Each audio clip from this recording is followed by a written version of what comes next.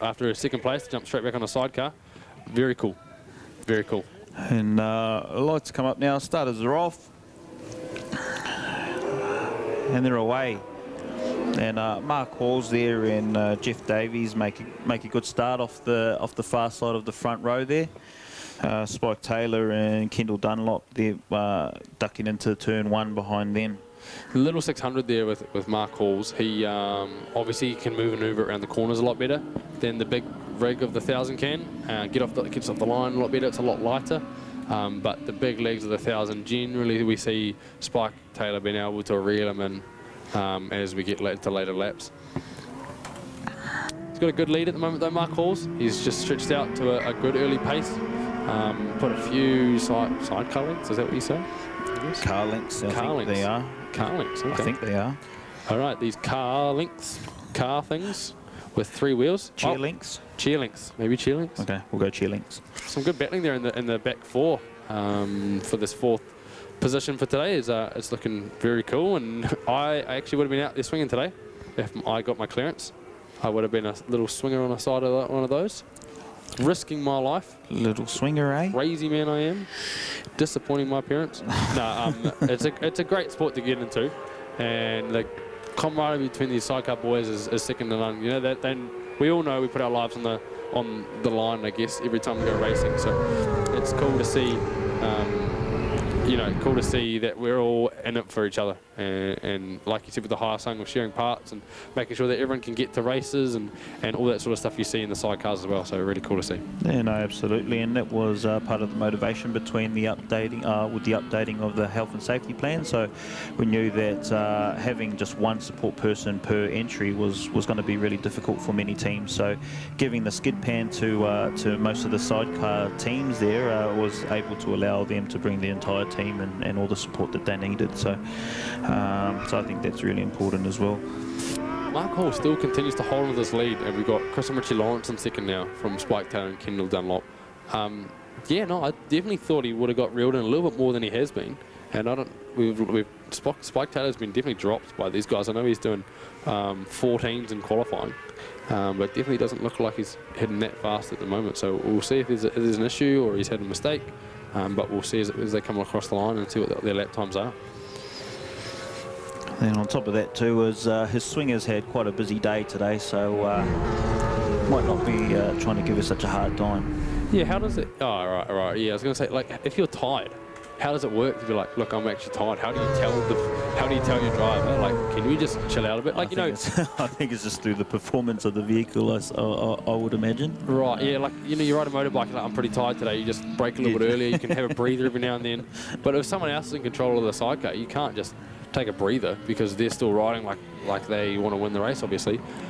Yeah, we see Spike doing just doing low 16s, which is just a little bit off his qualifying pace and off the pace of Mark Halls and Chris and Richie Lawrence at the front of this race. Mark Hall still continues to lead in the 600, so it's a really good effort ahead of the vastly experienced Chris and Richie Lawrence that we have at the moment.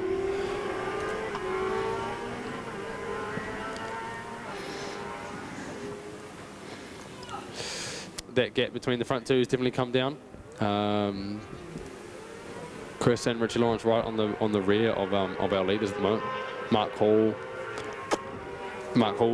as they come up the front straight.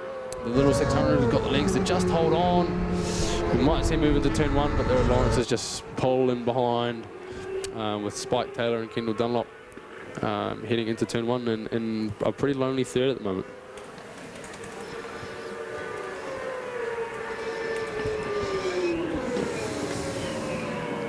Slightly wide into turn 2 for Mark Halls. Chris and Richie Lawrence Chris Lawrence just really holding his line there, not giving too much away, not trying to gain too much in the tight corners where he knows the 600 is going to have the legs on him, and just almost waiting for the straights where they can just pick back that advantage. Mark Halls continues to lead into the dipper. We're a lot closer than we have been though with Chris and Richie Lawrence. We've got 3 laps to go. At the moment, 2 laps when they cross the line. So 2 whole laps of a 1000cc sidecar right behind you is not going to be easy work, I'll tell you that. He's pretty close now, Chris and Richie Lawrence, so we might see a change for the lead as they come up the straight. Mark Halls comes out, great line there, but I don't know if it's going to be enough to hold off the 1000cc sidecar from Chris Lawrence. Oh, it's just enough. Mark Halls holds on. Chris and Richie Lawrence not making the move up the inside. Both in the 14s, Chris and Richie Lawrence with the fastest lap of a 14.0. Pretty close times to what we were seeing in the 400s from Caleb Gilmore there. Pretty comparable. I probably wouldn't put them on the racetrack at the same time. Probably not compatible classes like a 390 and a 400, but yeah, no, good to even just to point out. So I think the stamina is gonna start to show now in these last couple of laps of this race, and see if Mark Halls can keep that machine ahead of Chris Lawrence and Richie Lawrence. Yeah, we're about the same width apart as we were last lap, where I definitely thought Chris Lawrence was going to make the pass, but wasn't able to. So we'll see again if they're able to this time. They're looking up the inside, move into the last corner. Are they going to fit the sidecar through? They have, and the Lawrences take the lead. Mark Halls cuts back on the inside. Oh, nice. Right through. Great move there. Let the Lawrences drift a little bit wide and shot straight back up the inside to take the lead up the hill. But here comes the big 1000cc right in the slipstream of the sidecar ahead of them. But it looks like the little 600 is still going to hold them off. Is it a 600 there? As fast as they're both 600. They're both 600. Oh, okay. That makes a whole lot more sense. We've got the last lap of the last race of the day for the sidecars at the moment. Looks like Mark Hall's holding off the big rig of the Lawrences. No, my bad. The Lawrence is a 1000cc. And Mark Hall's on a 600. Yeah. Wow, man, that is a fast 600, that's for sure. It's the Rogan Chandler and the Dave Sharp show out here in the sidecars, seeing if the little 600 can hold off for the first time. Do what Rogan couldn't do all day.